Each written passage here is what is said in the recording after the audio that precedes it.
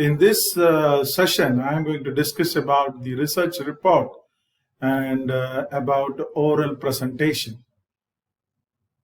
Moving further, let's discuss about the learning objectives of this session. In this session, we will be describing the characteristics of well-written research report that is tailored to the needs of a specific audience, and also to understand how to write a thorough and complete research report. And also we will be describing the characteristics of a good oral presentation.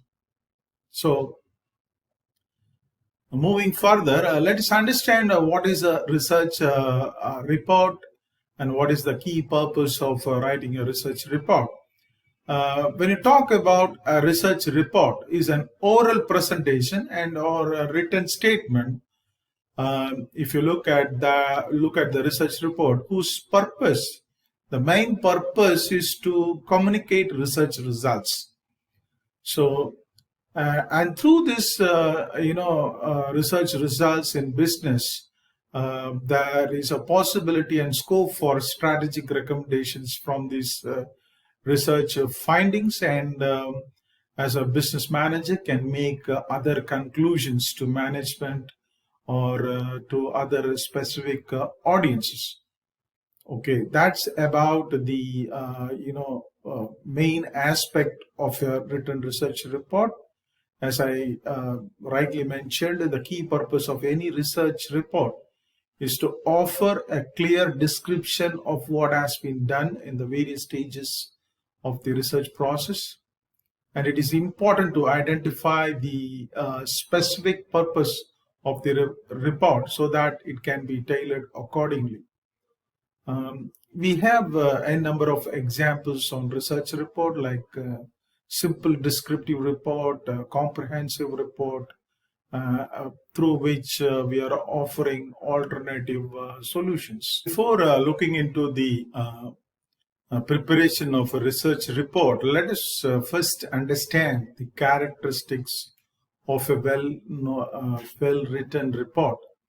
The first aspect is called clarity. Any report should have fundamental clarity. Or what is your understanding about clarity in research report?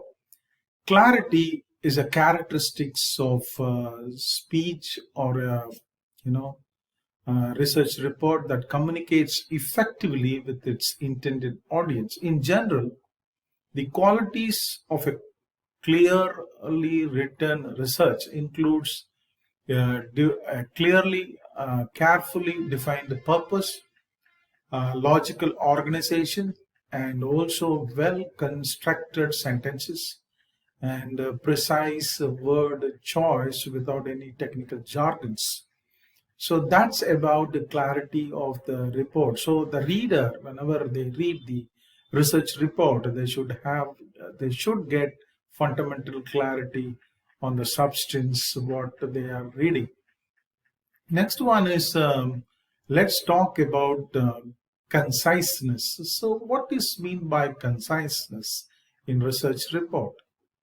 Writers who write concisely choose the appropriate words and phrases and sentence patterns that clearly and efficiently support their meaning and purpose. Empty words, glitched phrases, and ungrammatical sentence patterns hide your meaning and distract from your purpose. So it is always to avoid these things whenever we go for a concise and well-written research report. And the next one is let's talk about the coherence. One of the characteristics of a well-written report is called coherence. A coherent research report explicitly states the purpose of the research, and also it contextualizes its importance. It uses appropriate research methods to explore and address each research question, such as a research paper uses relevant text sources to support the ideas whatever discussed in the research report. Arguments must be fully developed and related to the research. So that's about the coherence here.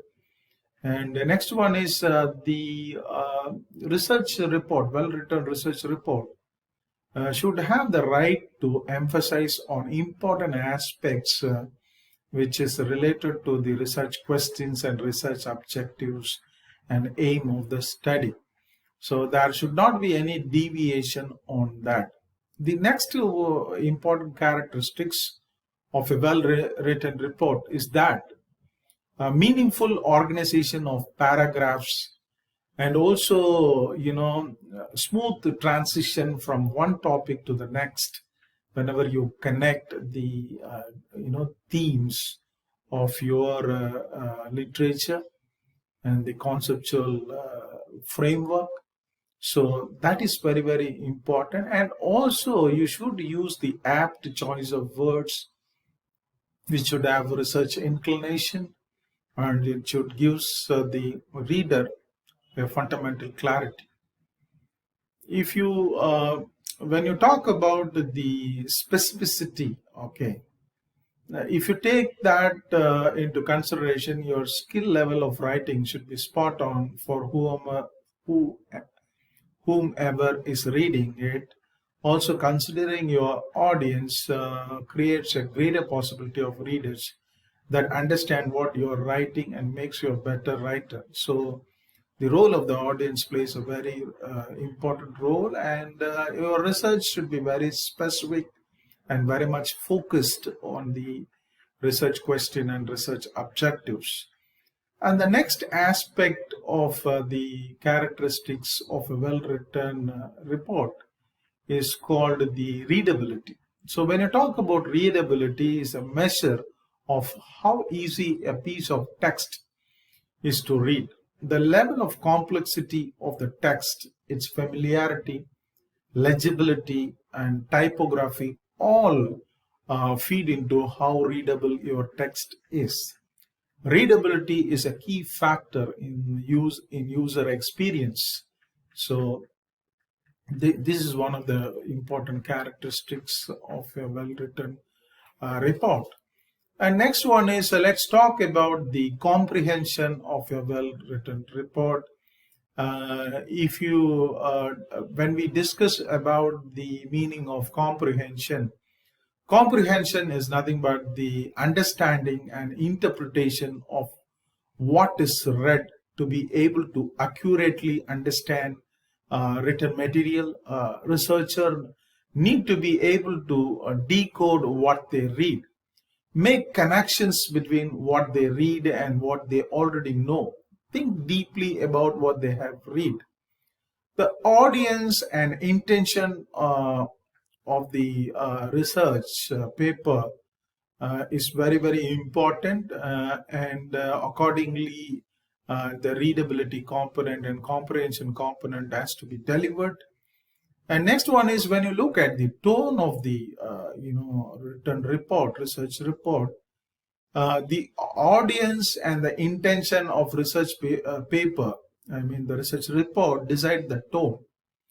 If your research report is going to be printed in a scholarly or any reputed journals, articles, or very widely accepted publications, or reviewed by a college professor, the formal and succinct tone is best.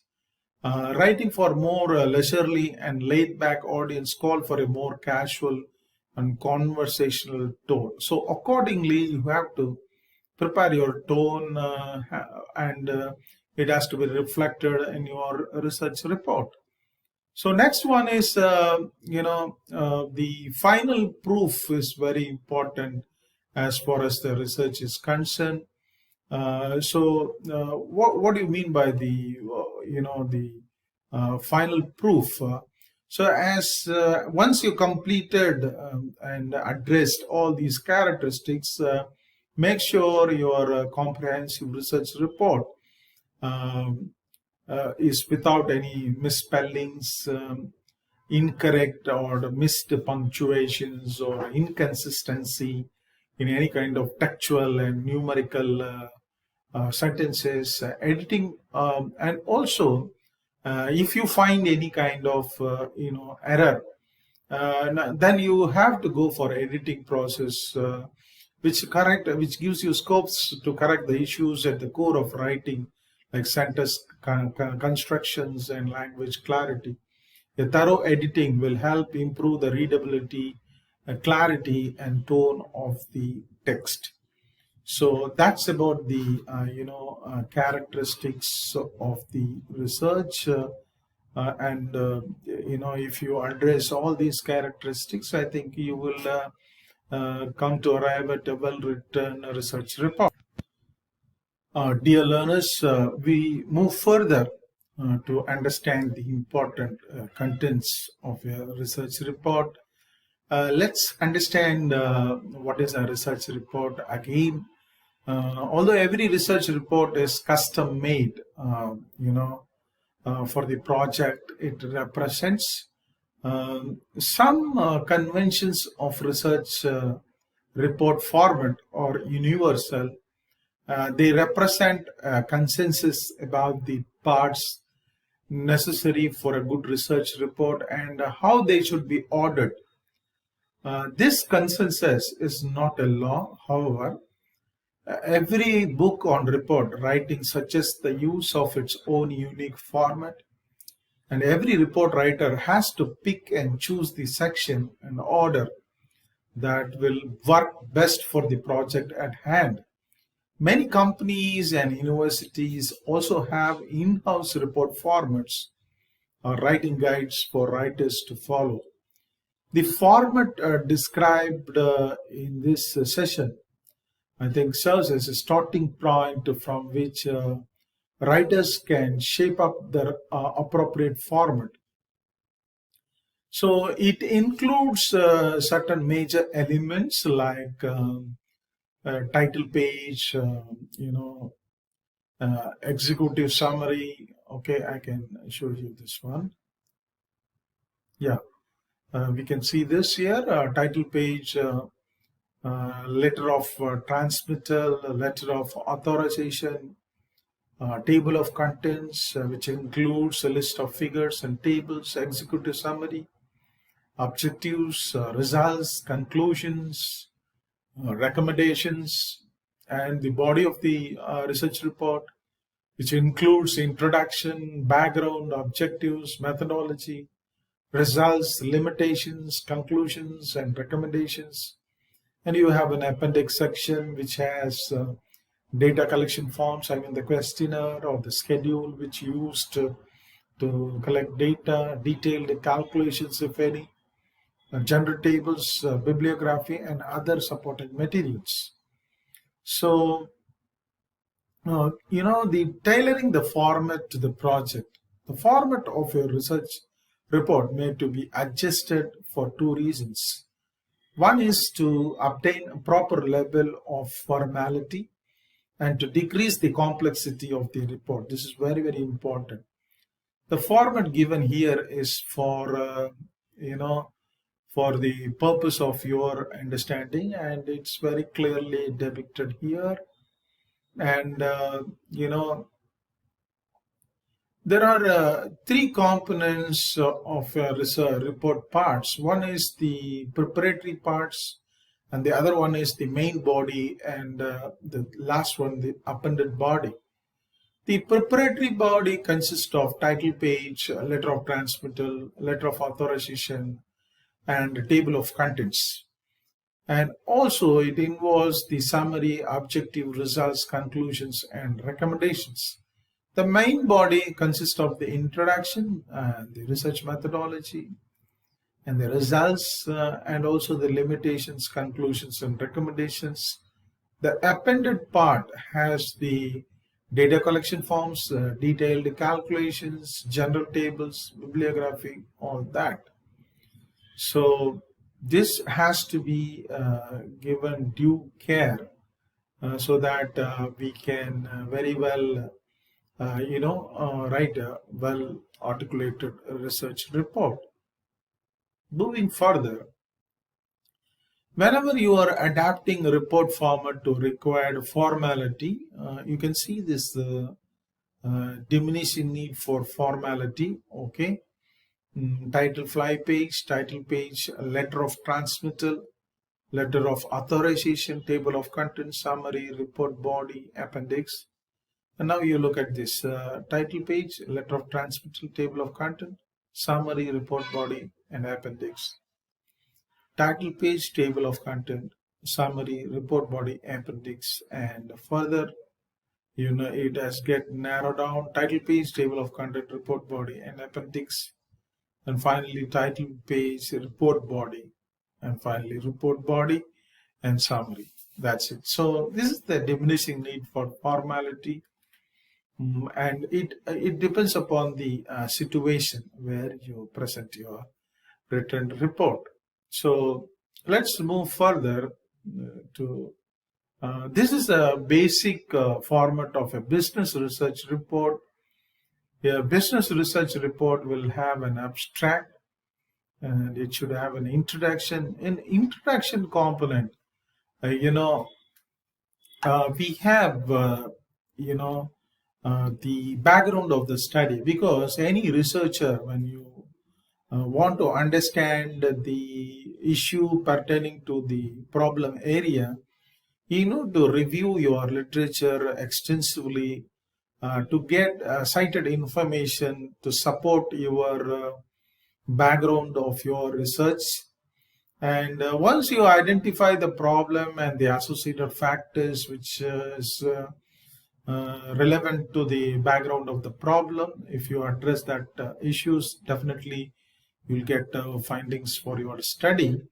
So in background, you need to really have to support with authenticated cited information. That's very much essential here.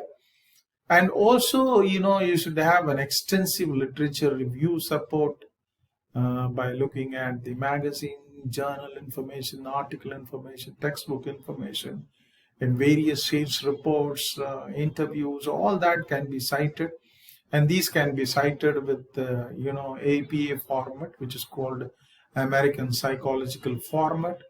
And after you identify the problem, you need to come out with preparation of the problem statement.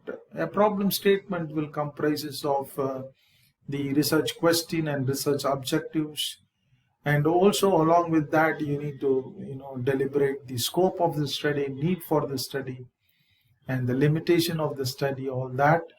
And also, and sometimes you don't want to highlight the limitations here, you can take to the discussion part of your limitations.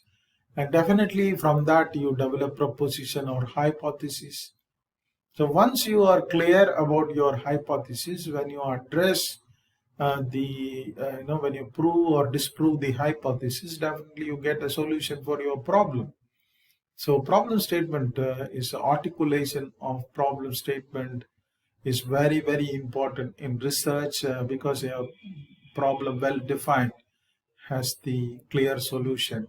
So you need to be very thorough about your review process, then only you can able to address the problem statement.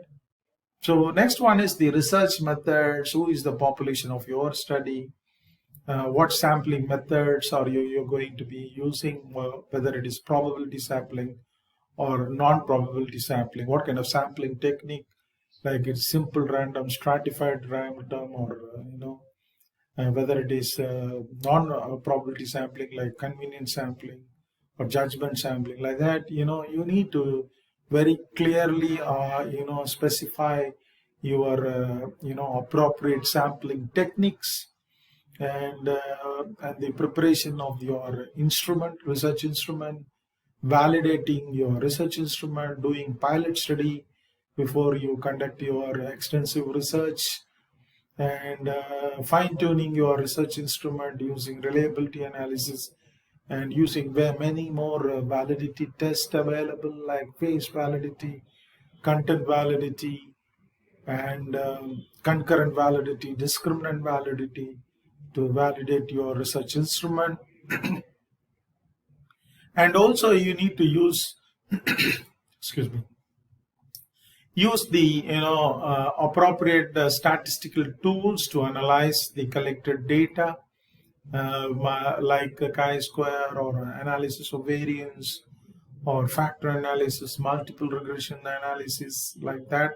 There are many statistical tools are available to give the appropriate statistical findings, and any report has to be precisely supported with the statistical support.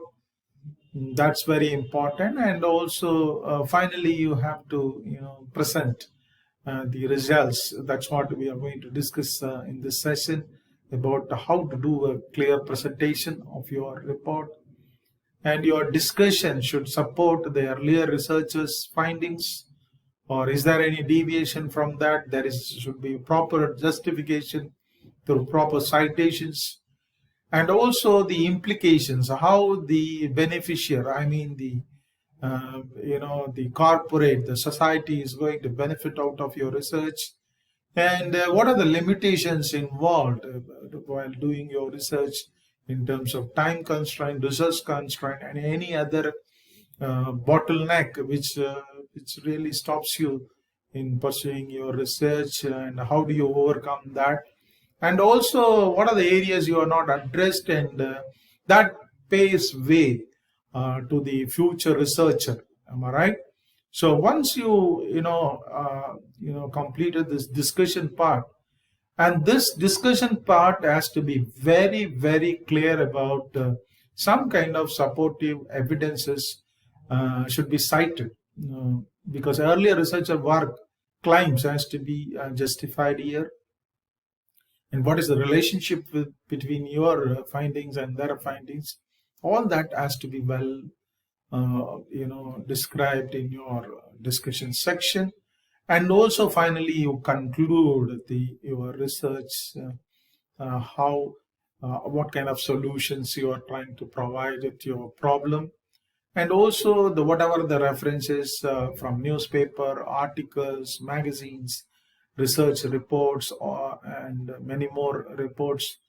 You have to do citations. Normally, the business research report follow the American Psychological Universal Citation format, and also the instrument and all kind of supporting documents can be enclosed in the appendix section. Okay, so these are the basic elements has to be provided when you go for the preparation of business research report. So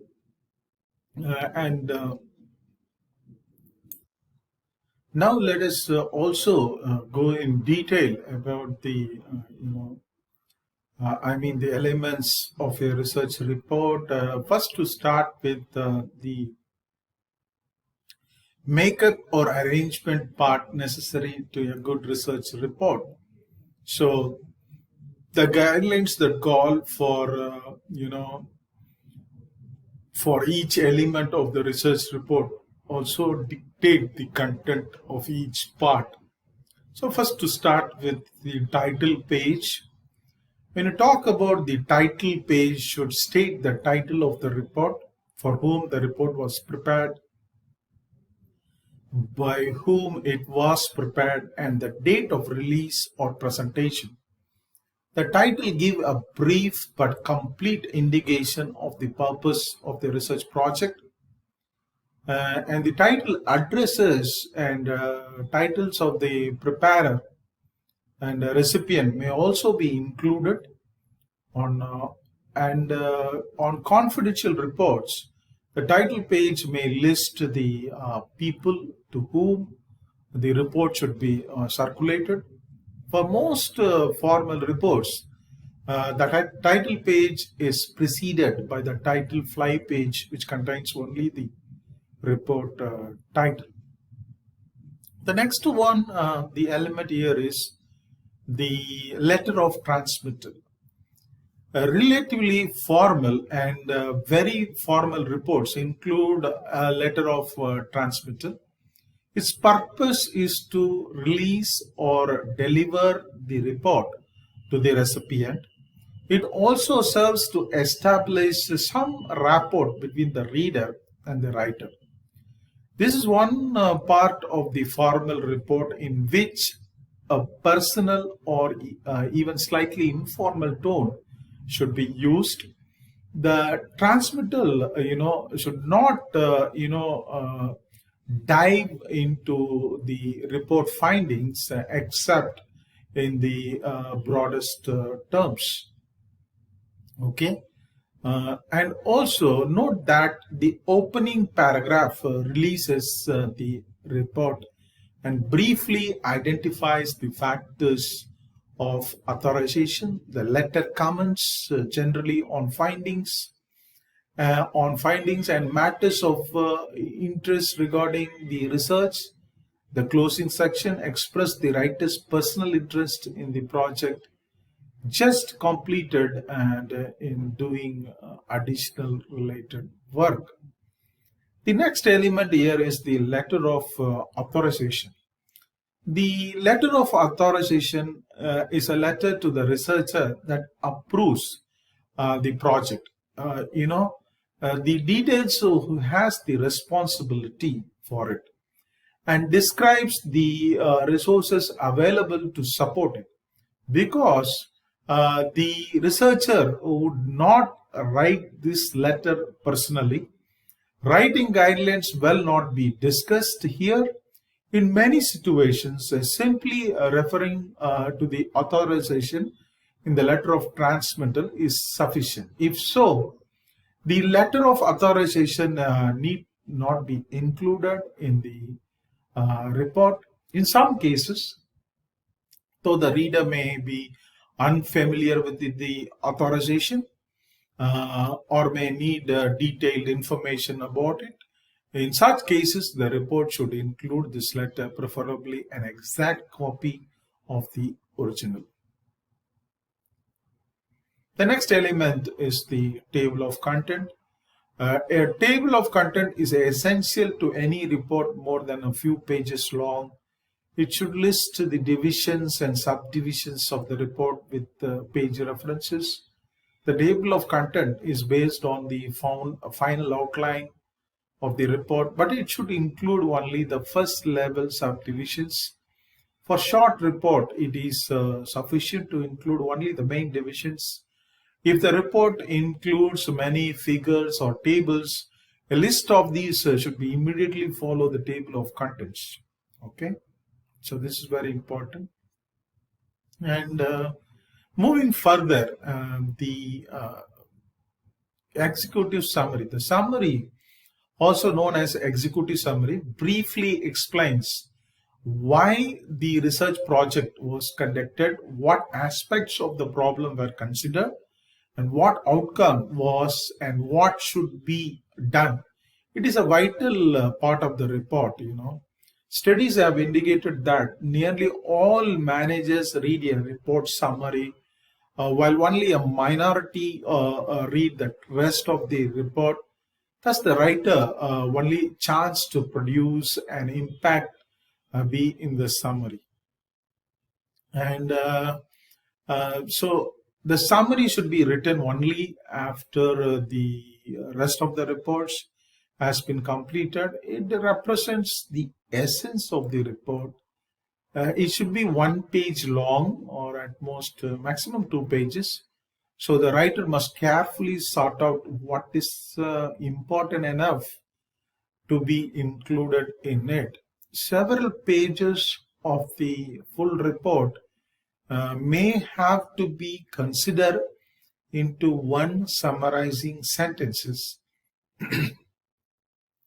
Some parts of the report may be condensed more than others. The number of words in the summary need not be in proportion to the length of the section being discussed. The summary should be written to self-sufficient. In fact, the summary is often detached from the report and circulated by itself. And also, some more information I would like to give you. The summary contains 4 elements. First, it states the objectives of the report. including the most important background information and the specific purpose of the project. Second, it presents the methodology and major results. Finally, the conclusions of the report are presented. These are opinions based on the results and constitute an interpretations of the results. Finally, come recommendations or suggestions for action based on the conclusion. Okay, everything is based on the conclusion. In many cases, managers prefer not to have recommendations included in the report or summary, whether or not recommendations are to be included should be clear from particular context of the report.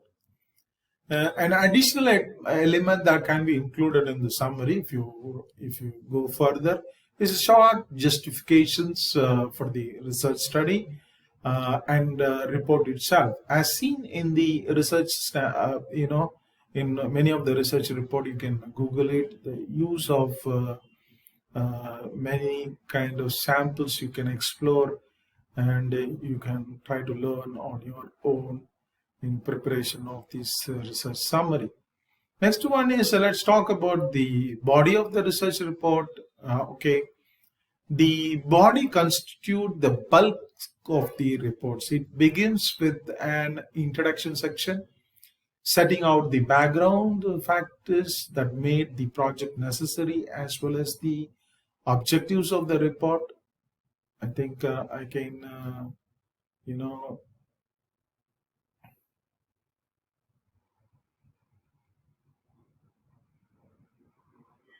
okay, this I think this one will give you a clear picture.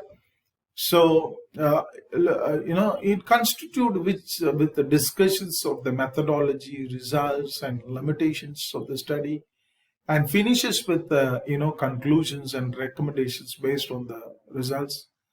Um, you know, that's the this is very important as far as the research, the research report is concerned. And the introduction explains why the project was done and what it aimed to discover. It should include the basic authorization and submitted data. The relevant background comes next. Background information is important and may require that you gather additional external data. Is very important. Enough background should be included to explain why the project was worth doing, but unessential historical factors should be omitted. The question of how much is enough should be answered by referring to the needs of the audience. A government report that will be widely circulated requires more background than a company's internal report on maybe on customer satisfaction. And the last part of the introduction explain exactly what the project tried to discover. It discussed the statement of the problem and research question as they were stated in the research proposal. Each purpose presented here should be have a corresponding entry in the results section later in the report. The second part of the body is the research methodology section, and this part is the challenge to the writer, because it must as I was telling you, the second part of the body is the research methodology. This gives a great challenge to the writer because of the fact that it must explain a technical procedure in a manner appropriate for the audience. The material in this section may be supplemented with more detailed explanations in the appendix or glossary of technical terms. This part of the report should address 4 topics. Okay, so that is the first one is the research design. Okay, this is the one. Yeah, this is very important. So the first one is the research design. We What is the research design is all about? Was the study exploratory or descriptive or causal? You need to explain in the research design. Did the data come from primary or secondary sources? You need to address that. Were results collected by survey or observation or experiment? You need to address that. A copy of the survey questionnaire or observation form should be included in the appendix. Uh, why was this particular design suited to this study? You need to give a justification. And next one is the sampling design. What was the target population? What sampling frame was used? What sample units were used and how were they selected? How large was the sample? What was the response rate? Detailed computation to support these explanations should be saved for the appendix. And also data collection and field work is one of the component of this research methodology section.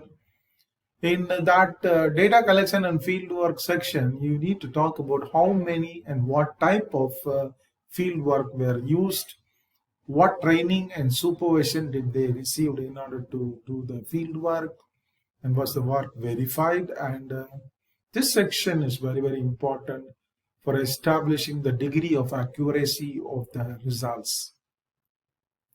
And finally, you go for analysis. This section should outline the general statistical method I was mentioning about, whether it is chi-square or analysis of variance. Is it multiple regression or factor analysis or correlation analysis? What relevant and appropriate statistical method used in the study? You need to define that, and why you use that. You have to give explanation. But the information presented here should not overlap with what is presented in the results section. And finally, the results section. When you look at um, the results section, the research section should make up the bulk of the report and should present in some logical order those findings of the project that bear on the objectives. Um, the results should be organized as a continuous narrative designed to be convincing but not to oversell the project. Summary tables and charts should be used to aid the discussion. These may serve as points of references to the data being discussed and free the prose from excessive facts and figures. Comprehensive or detailed charts, however, should be saved for the appendix because no research is perfect. Its limitations should be indicated. If problems arose with a non-response error or sampling procedure, these should be discussed very clearly. However, the discussion of the limitations should avoid overemphasizing the weaknesses. Its aim should be to provide a realistic basis for assessing the results. So that is very, very important. And I said earlier, the last part of the body is the conclusions and recommendations. Okay, as mentioned earlier, the the conclusions and recommendation section, as mentioned earlier, conclusions or opinions are based on the results, and recommendations or suggestions for action. The conclusion and recommendation should be presented in this section in more detail than in the summary, and the text should include justification as needed. And when you talk about the appendix section, the appendix presents the whatever the materials, any important materials that is too technical or too detailed to go in the body should appear in the appendix. This includes materials of interest only to some readers or subsidiary materials not directly detailed, not having detailed calculations. Discussions of highly technical questions, detailed or comprehensive tables of results, and also bibliography if appropriate. As I said, you can use APA format. Since the advent of the company intranet, much appendix material is posted on internet web pages. So hope I have clearly given you an overview about how to prepare the research report.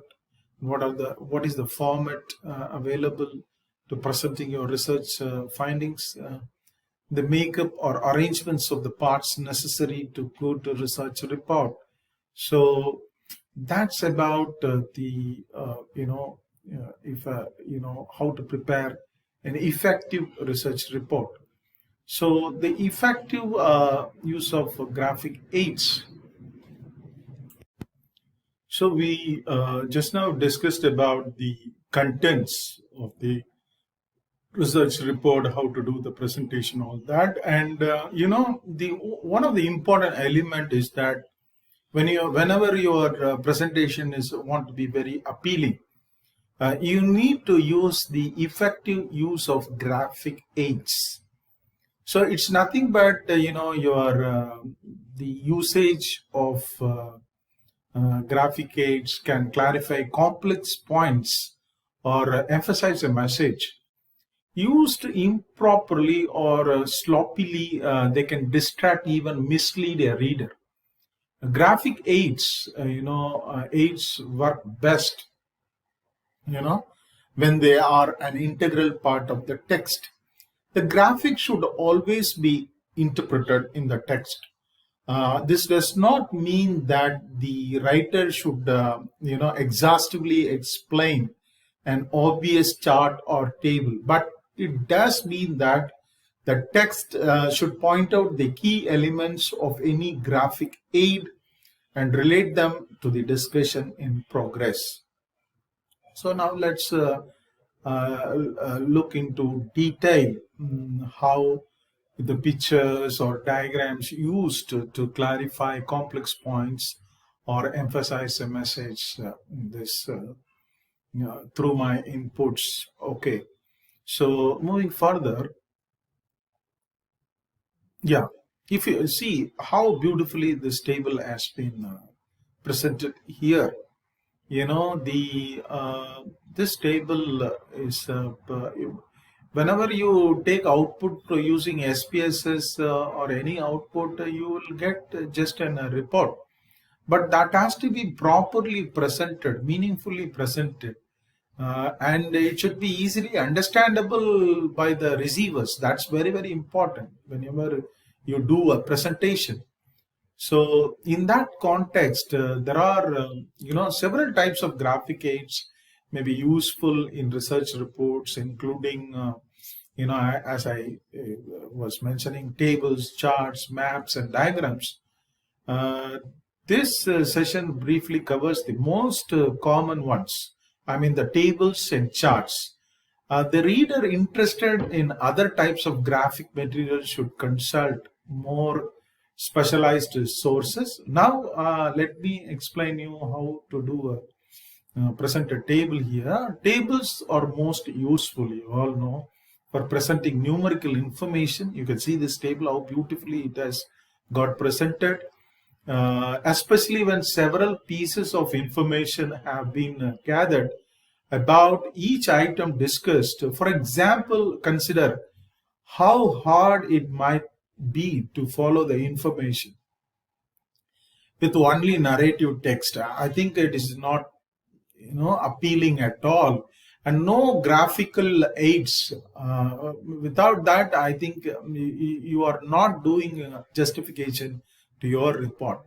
Using tables allows a writer to point out significant features without getting bogged down in detail. The body of the report should include only relatively short summary tables with comprehensive tables reserved for an appendix. Okay, so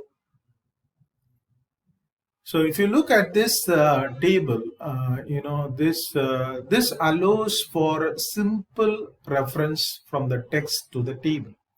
If the text includes many tables, a list of tables should be included just after the table of contents. And in title, the title should indicate the contents of the table and be completed enough to be intelligibly without referring to the text. Subheads and banner heads. The subheads contain the captions for the rows of the table, and the banner heads contain those for the columns. And when you talk about the footnotes, any explanations or qualification for particular table entries or sections should be given in footnotes.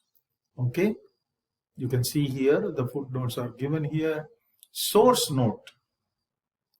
If a table is based on material from one or more secondary sources rather than on a new data generated by the projects, the sources should be acknowledged. Usually, if without acknowledgement, it is a kind of plagiarism. Okay, so tables in a survey research report typically follow the format shown. I think you can see the format here, and this is an example of cross tabulation. The demographics with survey response. You can see here that is been given very beautifully depicted here. So I was mentioning about the table number should be there for a table. Title should be there for the table. Subheads and banner heads should be there for the table. Footnotes should be there, and source notes should be there for the table. Next one is, you can see the cross tabulation done for a table here. I think you can very well you can see the age group versus the online activity. These are the two parameters has been compared, and it was clearly presented through the table form. This is a great example. Okay, you can see here like this. You're supposed to present your data while doing your presentation. And next one is let's talk. Suppose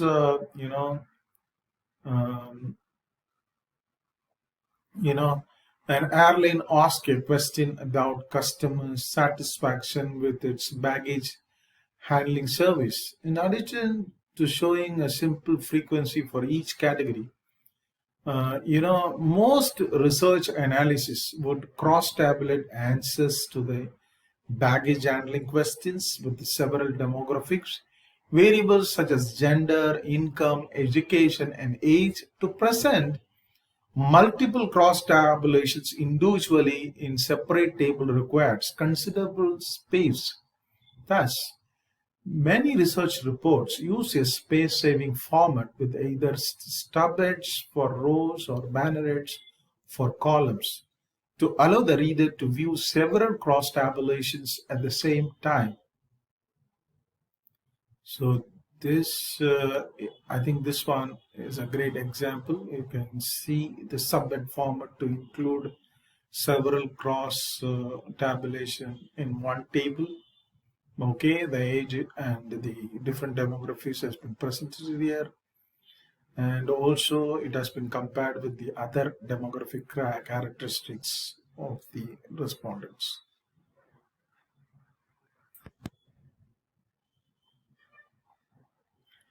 Okay, moving further, let's understand charts.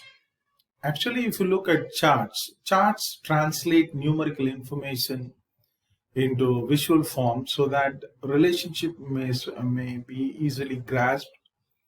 The the accuracy of the numbers is reduced to gain this advantage. Each chart should include the following elements. You can see here. One is the figure number. The chart should be numbered in a separate series from tables. The numbers allow for easy reference from the text. If there are many charts, a list of them should be included after the table of contents.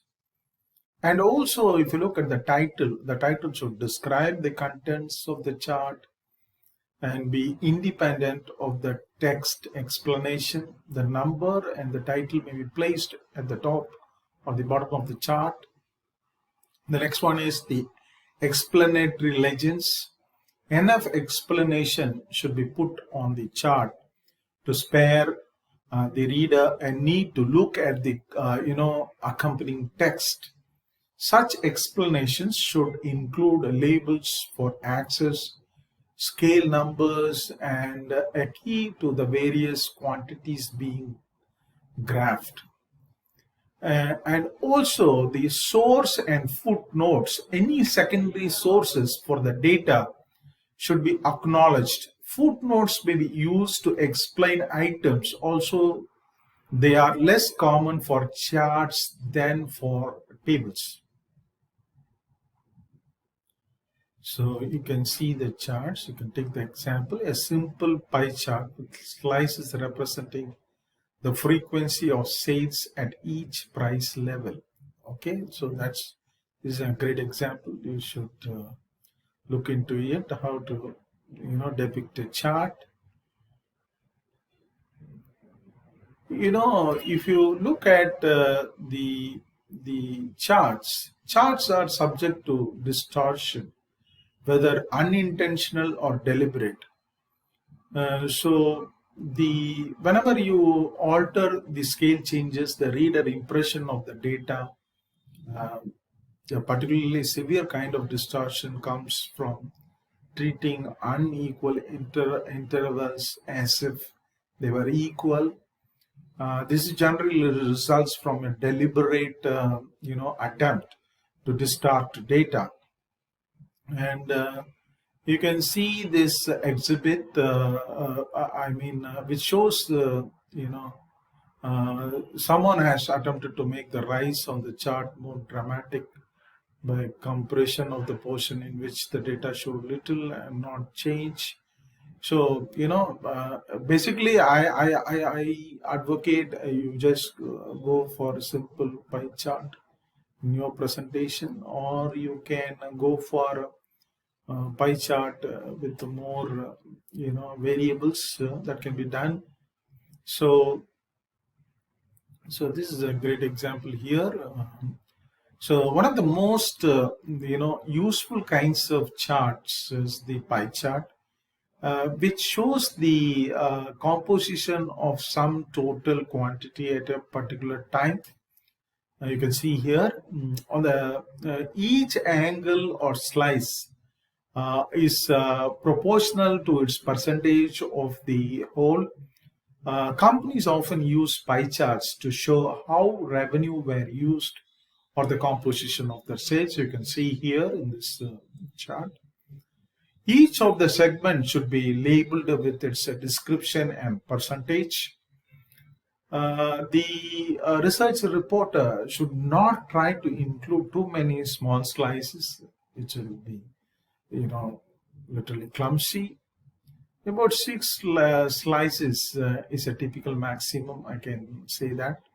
I honestly go for, I will not go more than that, maybe maximum 6 slices.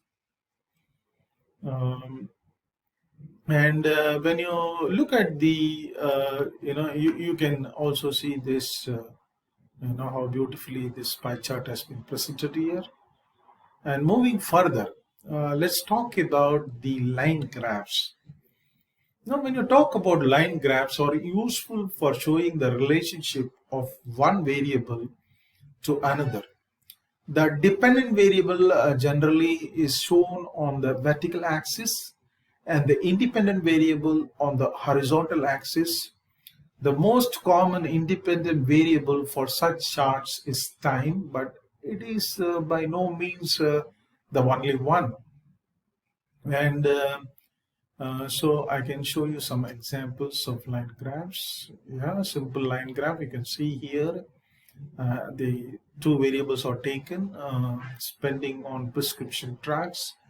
In one axis it is taken year, the other axis is taken billions of dollars. You can see this, how beautifully it got presented in this simple line graph.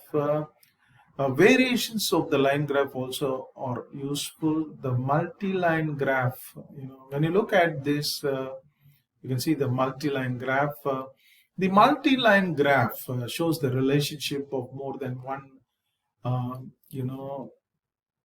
independent variable, dependent variable with that of the independent variable. The line for each dependent variable should be in a different color or pattern and should be clearly labeled. That's very important. Okay, the writer should not try to squeeze in too many variables. That is not, it will not look nice basically. This can quickly lead to confusion rather than clarification. So that's about the multiple line graph. Next, moving further, let's talk about the bar chart. Okay, so what is this bar chart is all about? The bar chart shows changes in the value of the dependent variable. You can see that it is plotted on the vertical axis at discrete intervals of the independent variable. On the horizontal axis, okay, dependent variable is plotted on the vertical axis, and independent variable is plotted on the horizontal axis, and it's very clearly depicted here. So this is a simple bar chart which I have shown you here. Like this, you can also do your presentation in your research report. Okay. Like the line graph, the bar chart format has variations. I can talk about this one, subdivided bar chart. A common variant is the subdivided bar chart. It is much like a stratum chart, showing the composition of the whole quantity. The multiple bar chart, shows how multiple variables are related to the primary variable. In each of these cases, each bar or segment of the bar needs to be clearly identified with a different color or pattern.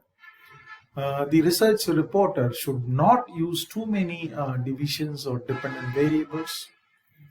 Too much detail obscures the essential advantage of charts, is to make a relationship easy to grasp. Okay, and I was showing you the multiple bar chart.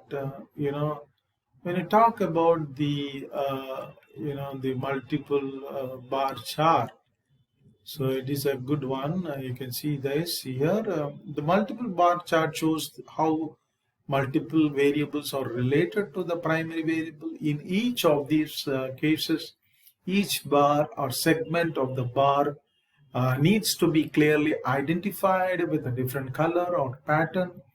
The writer should not use too many divisions or dependent variable. Too much detail obscures the essential advantage of the charts, and which is to make a relationship easy to grasp. So hope you guys will use this format for your research report presentation. And finally we'll also discuss about the oral presentation. See, the conclusion and recommendation of the most research reports are presented orally as well as in writing. The purpose of an oral presentation is to highlight the most important findings of a research report and provide clients or line managers with an opportunity to ask questions. The oral presentation may be as simple as a short video conference with the manager, at the client organization's locations or as a formal as a report to the company board of directors. In either situation, the key to effective presentation is preparation. I tell you, I'm sharing my experience. So that's very, very important whenever you do a communication. Communication specialist often suggests that a person preparing an oral presentation begin at the end. In other words, while preparing a presentation, the researcher should think about what he or she wants the client to know when it has been completed. The researcher should select the three or most important findings for emphasis and rely on the written report for a full summary. The researcher also needs to be ready to defend the results of the research because people may pose question. This is not the same as being defensive. Instead, the researcher should be prepared to deal in a confident, competent manner with the questions that arise. Remember that even the most reliable and valid research project is worthless if manager who must act on its results are not convinced of its importance. As with written reports, a key to effective oral presentation is adapting to the audience. Delivering an hour-long formal speech when a 10 minutes discussion is called for will reflect poorly on both the presenter and the reporter. Am I right?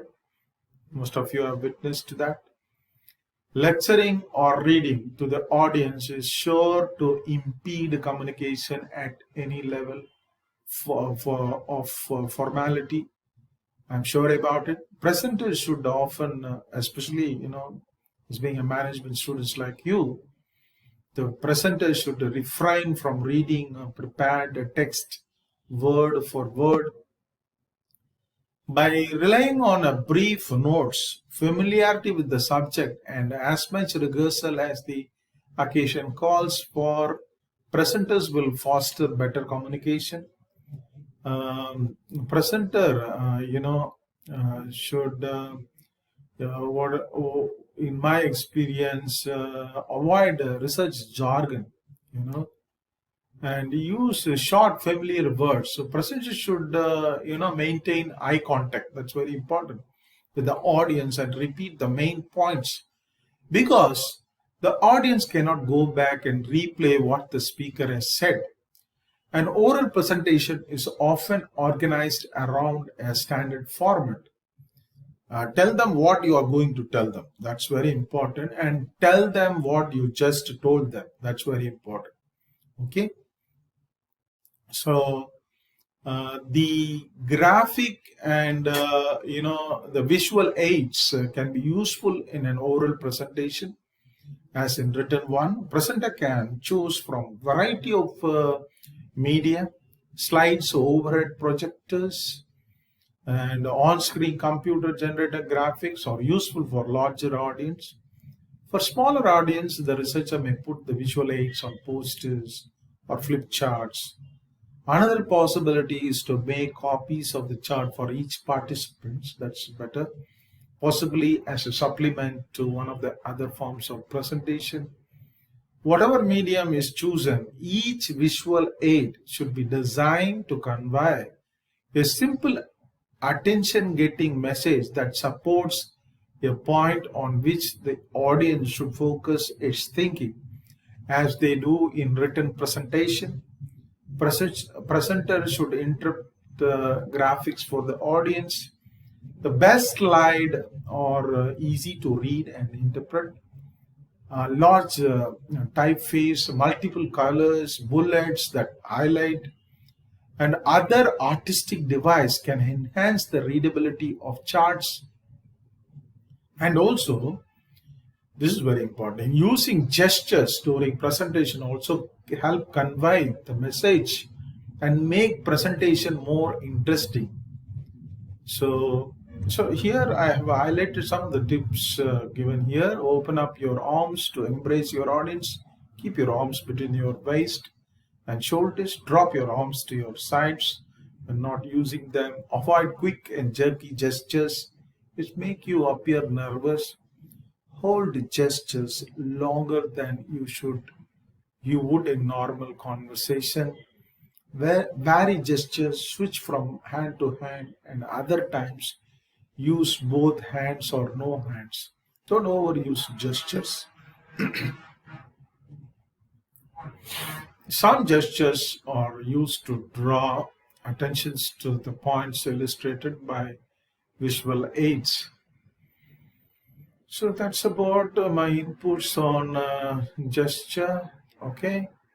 So to summarize, slides are often helpful. Images, photos, graphs, infographics may also helpful you to sustain the interest of your audience. Think about dress, mannerism, gesture, and the most important thing, which I have not said, that is voice modulation, crust and trough. Whenever when you're serious and you want to emphasize something, you have to increase your voice. That gives you a great impression, and also it projects your confidence and which one you want to emphasize. You have to modulate. That's a mere practice. You can develop that. Your voice modulation, speak audibly, clearly, without distracting mannerism, and at the right speed. Don't do like a bullet trying to go fast. Be slow and steady, and make sure you reach the audience who are attending your presentation, and they should get that's the ultimate outcome. They should have fundamental clarity, and they should get convinced about your presentation. Establish, as I said earlier, eye contact, varying the length of the sentence, varying your tone of voice, and also the rate of flow of information. Don't be too fast. Rehearse. Keep rehearsing until you feel, comfortable about your presentation. Okay.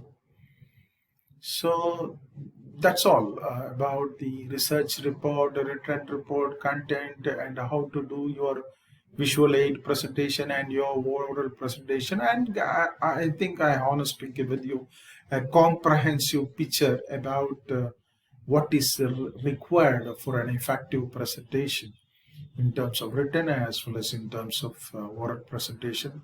Hope all of you enjoyed my session. Thank you so much. Have a good day.